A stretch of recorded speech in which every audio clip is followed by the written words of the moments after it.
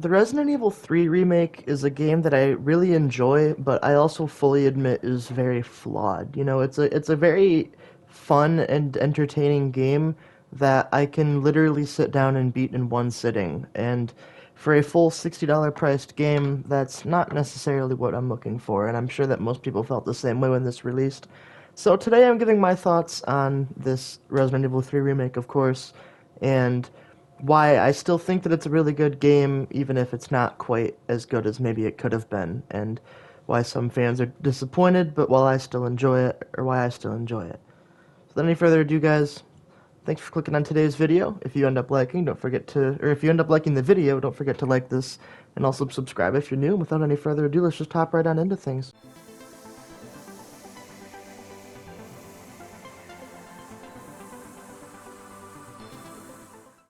Alright, so the story to this game follows Jill Valentine. It's kind of a direct sequel to the first Resident Evil game where she's dealing with some PTSD as to what happened there and trying to figure everything out and finds herself right back in it again as the zombies take over Raccoon City and place her right up as the protagonist once again, going against all the zombies trying to escape, figure out her way to get away from the place. And along the way, she finds a little group of survivors along with Carlos and has to learn to trust him for reasons that I won't touch on due to spoilers. There's a reason why she wouldn't trust him, and it's kind of cool to just, it's basically an escape.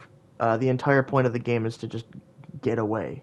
Find out how to get something working to get out of here. Doesn't go right, so find something else to get out of here. That sort of idea, and really, for me, the story works. It's not the focus of the game, but it's not a bad story either. They did, to my knowledge, cut some things out from the original, which I'm going to touch on a lot more later.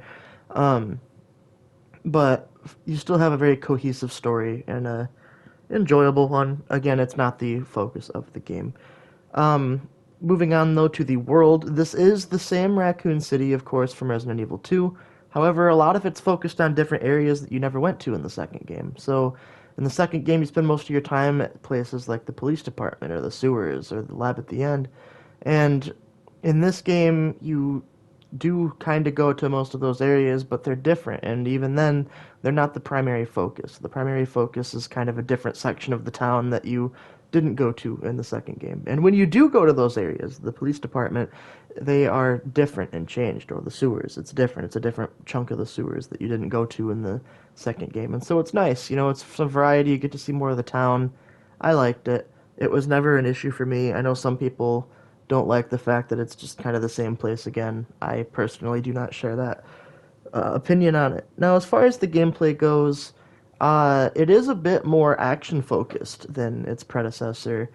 Um, it's still got the horror vibes, but it definitely does have more of like an action feel. Like there's certain things, especially in cutscenes, that like it's just like an over the top cheesy action movie instead of really the horror movie or the horror game that it would be.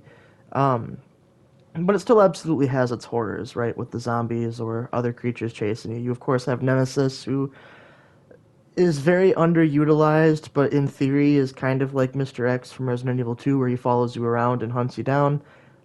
He's underutilized in this game. He's only appearing in scripted sections, so it's not like he's always chasing after you, and that's one thing that I do think would have improved the game quite a bit, added some more intensity to it, but ultimately it's still not. Again, it's one of those cases where I'm sure if I had played the original, I'd be a lot more irritated. But I'm coming at this strictly from a review standpoint of this game.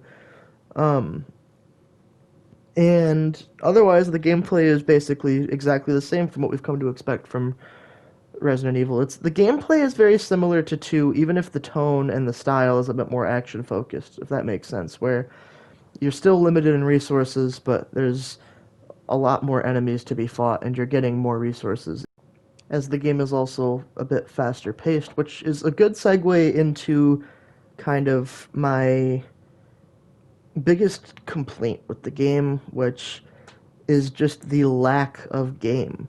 Like I mentioned in the intro, I can literally sit down and beat this game in one sitting, and that was true even the first time I played it. The game is literally 2 hours long, but was still a full proper $60 release when it first came out.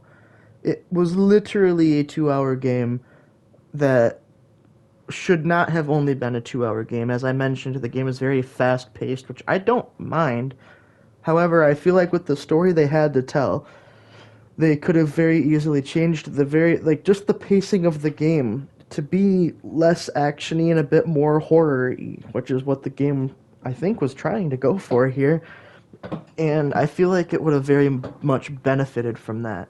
Likewise, the game could have just been longer, period, if they hadn't cut content. Like I said, I've never played the original, but I do fully understand that a lot of people were upset with this remake because it's just cutting tons of content right out of the original. For example, there's an entire section revolving a giant worm boss thing from the first game that I remember seeing gameplay of at one point that is just not blatantly not in this game. And if I didn't know better, I wouldn't have even known it existed. But I do know better, and I do know that it plays into my complaint about the game just being so freaking short. Knowing it's irritating knowing the game is this short when it's a result of them cutting content that could have made it longer. You know, it's one of those cases where even if I didn't know better, I'd still be mad that the game was this short. But knowing that they literally did that because they removed content doesn't make me feel any better about it either. Alright, that's definitely my biggest issue with the game, but I actually don't mind. I did want to mention I don't mind the action element to it. I do think that at times it's a bit overdone, but overall, it's not really a huge issue. I do have some complaints with the way that they treated Nemesis, of course. As I mentioned, it's kind of only scripted.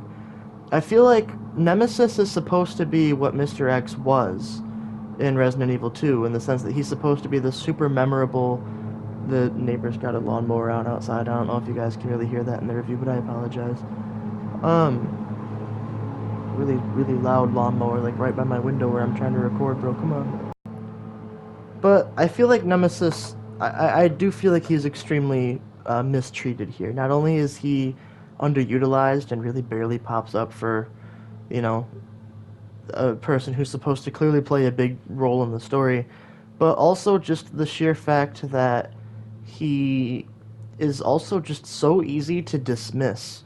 You know, like he appears and there's a clip in here somewhere where I literally just chuck a grenade and knock him down and it rewards me and gives me loot. And I like that it rewards you. I don't like that it's so easy to just get him to, you know, get down and then he's no longer a threat anymore. He barely shows up, and even when he shows up, he's not really anything to worry about. One thing that I did want to touch on, and I guess minor spoilers here, but ultimately you kind of guess how the game more or less has to end regarding Nemesis. My only complaint with the action element to the game is how they treat Nemesis by the end. And how just insane, if you've beaten the game or played the game and know the ending, you'll know exactly what I'm talking about, where there's just randomly this big ass gun. And it comes out of nowhere, it makes no sense, and it's a bit just too much for me. And I guess it's one of those cases where over time it's not as bad, but I remember it's pretty jarring the first time I played the game and kind of took me out of it a little bit. And it's a game that I do enjoy, but I do also have a lot of complaints with, and I feel like that's kind of what this is it's a flawed game, but it's still a really good game at its core. I feel like it very easily could have been better with some improvements, of course, but I feel like it's still a game that I enjoy playing. I have not quite 100% platinumed it yet, but it's definitely something I intend to do because I do enjoy the game. And the fact it's short makes me more likely to want to replay it at least, right? But at the same time, that's not what I was looking for with this game, and I'm sure not what most people are looking for with this game. And so, yeah. With that being said, guys, I do think, despite all of those bad things, I do just want to re-clarify again, like, I do think it's still a good game, and I think that as far as my review goes, I'm going to give it an 8 out of 10. I feel like the game definitely could have gone a little bit, could have been quite a bit better on that list. I remember being really excited for this remake to come out, and I wasn't disappointed, but I was not. Maybe I was disappointed. Maybe that kind of is the word for it, because I was let down. I found it lackluster, but it's not a bad game. I still like it. With that being, clearly I still like it. I think it's an 8 out of 10. With that being said, guys, thank you for watching today's video. If you're new here, a like is always appreciate it, as well as a subscription. And I hope you guys will. I'll hope to see you guys back in the next video after this one. Peace.